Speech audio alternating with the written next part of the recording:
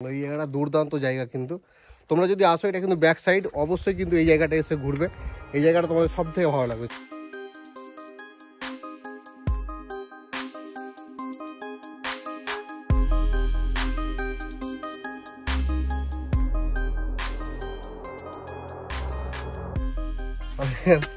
না আসলে তোমরা বুঝতে পারবে না যে কতটা রিস্ক এইগুলো আছে, মানে যে কোনো মুহূর্তে কিন্তু ধসে পড়তে পারে।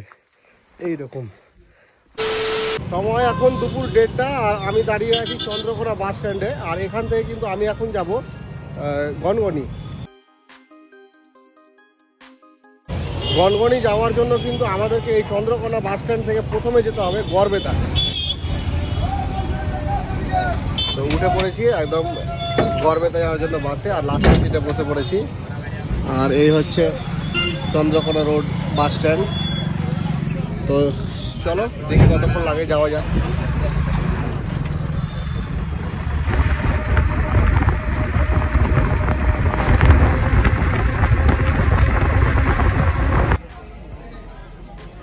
চন্দ্রকোনা বাস স্ট্যান্ড থেকে 20 টাকা ভাড়ার বিনিময়ে মাত্র 15 মিনিটে এখন চলে এসেছি আমি গড়বেতা বাস স্ট্যান্ডে। আর এই গড়বেতা বাস স্ট্যান্ড থেকে কিন্তু আমাকে এবার টোটো ধরে গনগনির উদ্দেশ্যে রওনা দিতে হবে।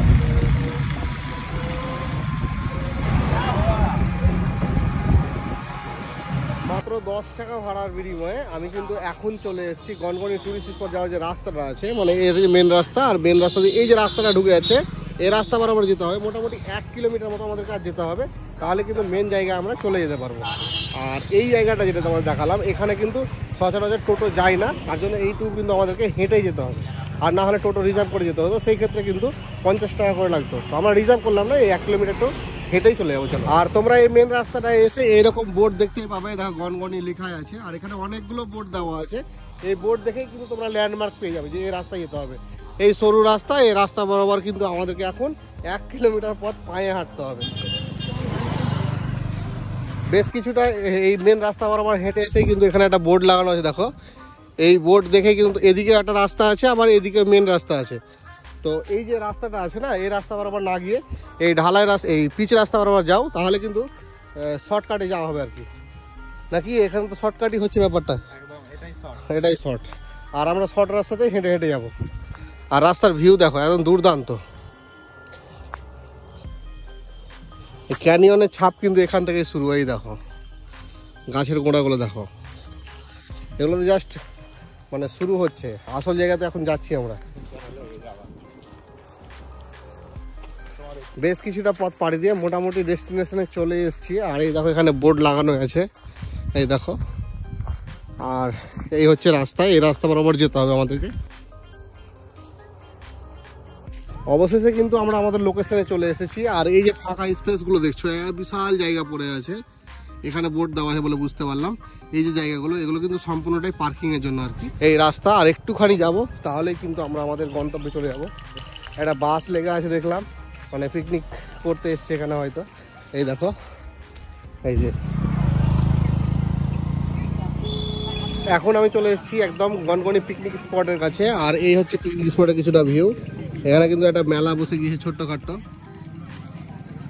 এখান দিয়ে নামতে হবে নিচের দিকে আমাদেরকে। এই জায়গাটায় বোর্ড লাগানো আছে, এগুলো দেখে বোঝা যাবে। চলো নিচে যাই আর নিচ থেকে দেখে আসি। উপর থেকে ভিউটা এক চক্কর তোমাদের দেখায়, এই দেখো। আর হচ্ছে শিলাবতী নদী। এই সিঁড়ি বেয়ে কিন্তু একদম নিচে নেমে চলে এসেছি। আর নিচ থেকে উপরের ভিউটা তোমাদের দেখায়, এই দেখো। এই সিঁড়ি দিয়েই এলাম, আর এখানকার ভূমিরূপটা দেখো।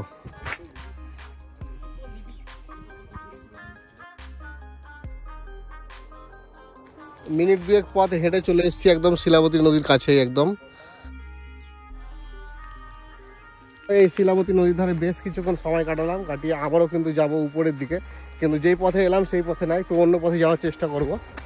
চলো দেখি। আর এই ক্যানিয়নের রূপটা একটু অন্যভাবে খোঁজার চেষ্টা করবো আমরা। আর এই দিকটা তো জঙ্গল যাওয়া যাবে না মনে হচ্ছে।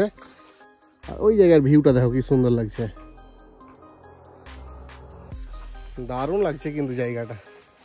আর আজকে রোদ নেই, ওয়েদারটা খুব মিষ্টি আছে, ঘুরতেও বেশ ভালো লাগছে।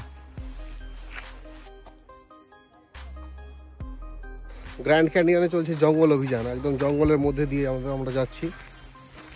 এগুলোই রাস্তা আর কি, এইরকম উঁচু নিচু, এর মধ্যে দিয়ে ঘুরতে হবে। এই দেখো রাস্তা, এদিকে বেশি জঙ্গলের দিকে যাবো না, এদিক দিয়ে চলো, বেশি জঙ্গলে যাওয়াও ঠিক হবে না। কি অবস্থা দেখো, জঙ্গলের পরিমাণ দেখো কতটা। না আসলে তোমরা বুঝতে পারবে না যে কতটা রিস্ক এইগুলো আছে, মানে যে কোনো মুহূর্তে কিন্তু ধসে পড়তে পারে। এইরকম মানে এখানে কিন্তু বয়োজ্যেষ্ঠ লোক আসলে ঘুরতে একটু অসুবিধা হবে। কি হয়ে দাঁড়িয়ে আছে দেখো, যে কোনো মুহূর্তে ধসবে। আর ওই জায়গাটা দেখো কি সুন্দর লাগছে। আর এই যে জায়গাটা আছে এটা পুরো গুহার মতো হয়ে আছে। এই জায়গাটা দেখো, দেখে বুঝতে পারবে, উপর একদম সরু হয়ে আছে আর নিচটা অনেকটা বড় হয়ে আছে। এই দেখো কি লাগছে এই জায়গাটা দেখতে। আর উপরটা দেখালে বুঝতে পারবে, এই দেখো সরু হয়ে হয়ে উপরে উঠে গিয়েছে। আর দারুণ কিন্তু এই জায়গার ভিউটা, তোমাদেরকে আমি দূর থেকে দেখাচ্ছি। দেখো এই দেখো কিভাবে মাটি দাঁড়িয়ে আছে। শুধু এইটাই না, এই পাশটাতেও কিন্তু। এই ক্যানিয়নের যে জায়গাটা ঘুরলাম তার মধ্যে সব থেকে বেস্ট কিন্তু এই জায়গাটা লাগলো। এই জায়গাটা দুর্দান্ত জায়গা কিন্তু। তোমরা যদি আসো, এটা কিন্তু ব্যাক সাইড, অবশ্যই কিন্তু এই জায়গাটা এসে ঘুরবে। এই জায়গাটা তোমাদের সব থেকে ভালো লাগবে। চলো এবার এখান থেকে কিন্তু বেরিয়ে যাবো। বেরিয়ে যে সিঁড়ি দিয়ে নেমেছিলাম, সেই সিঁড়ি দিয়ে আবার উপরে উঠে উপরে যে রিসোর্টটা আছে কিংবা মেলা আছে সেগুলো একটু আমরা দেখে নিই। 5 minutes later. ফাইনালি উপরে আসলাম। মানে এতটা ক্লান্ত হয়ে গিয়েছি, জ্যাকেট খুলে দিয়ে গেঞ্জি ভিজে গিয়েছে, প্রায় না ভিজে হয়ে গিয়েছে ঘেমে, এত ঠান্ডাতেও। আজকে কিন্তু বেশ ঠান্ডা আছে, তবুও দেখো কুয়াশা কুয়াশা ওয়েদার। যাই হোক, চলো এখানে বেশি সময় নষ্ট করবো না, রিসর্টের ভিতরে যাই, রিসর্টটা দেখে আসি। এই হচ্ছে মেন এন্ট্রান্স, চলো ভেতরে যাই। মাত্র 5 টাকা দিয়ে টিকিট কেটে আমরা কিন্তু ঢুকে এসেছি রিসর্টের ভিতরে। রিসর্ট না, এটা একটা পার্ক বলতে পারো। আর এই হচ্ছে পার্কের ভেতরের ভিউ। আর এই যে গাছটা আছে, গাছের ওই সাইডেই কিন্তু একটা ওয়াচ টাওয়ার আছে। চলো এই ওয়াচ টাওয়ারের উপর থেকে এই ক্যানিয়নের যে ভিউটা সেটা কেমন হয় সেটা একটু দেখি আমরা। এই হচ্ছে ওয়াচ টাওয়ার ওঠার সিঁড়ি। চলো, আমাদের হাতে কিন্তু সময় খুবই কম আছে, তাড়াতাড়ি ওয়াচ টাওয়ারে উঠে ভিউটা দেখেই নেমে পড়বো। দাঁড়িয়ে আছি ঠিক ওয়াচ টাওয়ারের উপর, আর উপর থেকে এই ভিউটা দেখো কি সুন্দর লাগছে। আর ওই হচ্ছে শিলাবতী নদী বয়ে চলেছে একদম ওই দিকে, দারুণ ভিউ। ওই দিকটা কিন্তু ফরেস্ট আছে, দুর্দান্ত লাগছে কিন্তু। চলো উপর থেকে এইটুকুই ভিউ। এবার এখান থেকে নিচে নেমে যাই, আর নিচে নেমে বাইরে একটু মেলাটা দেখে নিই।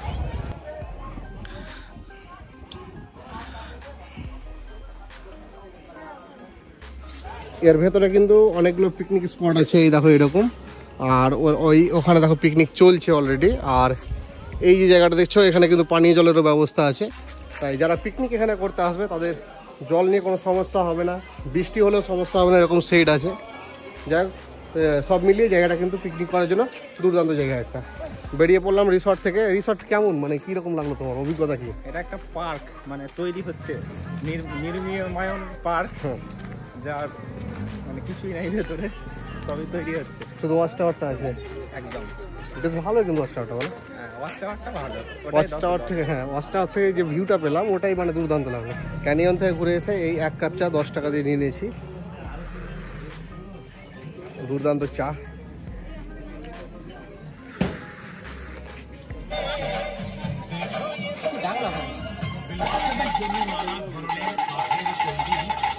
এই জায়গাটায় কিন্তু পিকনিক করা কিংবা বিয়ের শুটিং বলো, সিনেমার শুটিংয়ের জন্য আলাদা আলাদা চার্জ অ্যাপ্লাই করা হয়েছে। সেই চার্জটা তোমরা এটা পজ করে একটু দেখে নিতে পারো। চলো একটা টোটো ধরতে হবে, টোটো ধরে এখান থেকে এবার পালাতে হবে।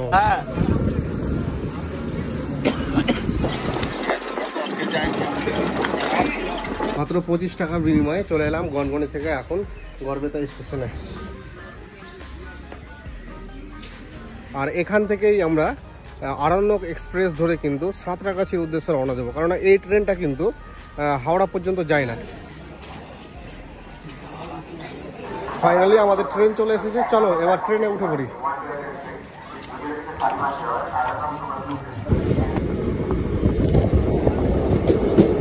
2000 years later.